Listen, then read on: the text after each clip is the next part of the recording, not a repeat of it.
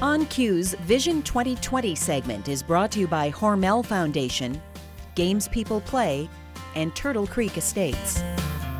And welcome back. Time now for our Vision 2020 update. John Gray is here from the Gateway Committee of Vision 2020, and all signs point to Austin, at least for the next 4 minutes and 15 odd seconds. But hey, we have some awesome artwork and a peek at the new signs, directional signs that you've come up with for Austin.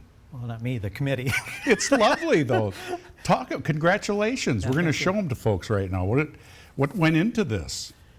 Well, it looks kind of historic, yet new, and these will not replace what's out there now, right? Or will they replace, like when you come off of 90 and it says historic home this way? And yeah, there are some brown signs that were approved by MnDOT to put on their property, directing them into the community. The signage that we have created and put together will all be located within city limits, directing our visitors to the various nonprofit attractions within the Austin community. Wonderful. So, yeah, we've heard from a number of people. It started back with the original Vision 2020 community survey that was done like 2011, 12, and we received over 4,000 ideas on how to improve Austin, make it a better place to live. But one of the things was that there needed to be some directional signage within the community to direct our visitors to where they needed to go. And then there also Austin Convention and Visitors Bureau, they heard from various tourists that visited where they struggled getting from here to there. So that's where the idea came from. And the design, who came up with that? The credit has to go to Beth Lowe. She is a new resident to Austin. I believe she's been here for less than 2 years. She's a graphic artist and has her own business and is a very talented young lady, but she came up with several designs, and the committee picked this one out, and then we've showed it to a number of others, including City Council, and everybody has fallen in love with the signage, saying it's very professional, very classic.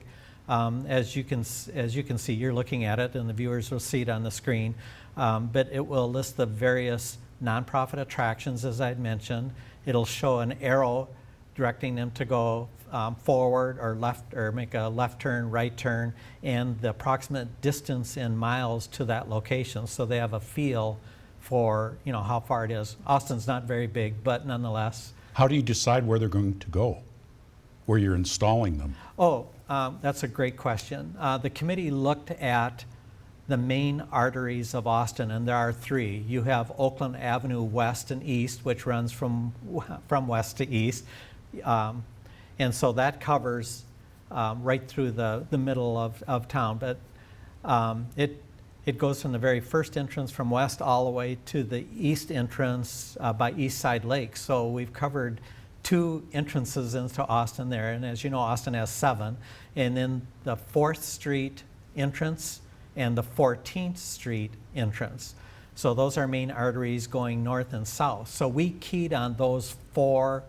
Well, there are really 3 arteries, but those 4 main entrances, and then we added the entrance by the Hormel Corporate Office plant, Hormel Institute, as a main entrance coming into town as well. So then the committee looked at the major intersections coming off of those 5 entrances as to where a decision would need to be made by tourists as to where do I go. So, I mean, there was definitely a couple of meetings of discussion as to where do we place it, who should be on the signage. And hopefully no city funds going to this cost. No, you're absolutely correct. We went to City Council. The estimated cost, as we know it right now, we're estimating, is $2,500 a sign. That includes the sign, the pole, and the installation. So at 19 locations, in total, that's $47,500. We asked for no money. We needed permission from the City Council to put them on city property and to give them our plan, but mentioned that there would be no cost to them on the initial setup, but that they would be responsible for all upkeeps going into the future. Congratulations, John. What a great process, and you've got a great product. Congratulations on the design to Beth Lowe. Yeah. Yeah. Great Hey, young lady. Just, you left out KSMQ on here. It's got to be on.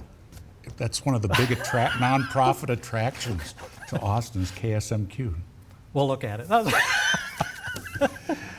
Thanks, John Gray, and thank you for joining us. See you again next time on Cue.